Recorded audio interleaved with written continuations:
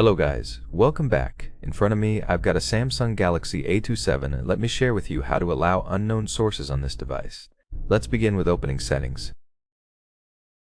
Scroll and find apps. Tap the three dots icon in the upper right corner and go to Special Access. Locate the option, Install Unknown Apps. Here we have the list of apps allowed or not allowed to install content, and we can change it. For example, if I want to download an app from a website using Chrome, I find Chrome and tap the switcher.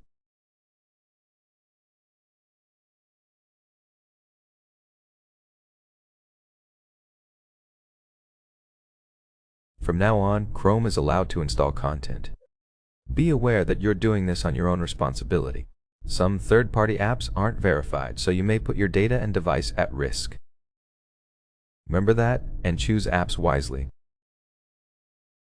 You can always remove permissions by tapping the switcher or tap Deny All to turn them off. That will be all. Thank you so much for watching. Please hit subscribe and leave a thumbs up.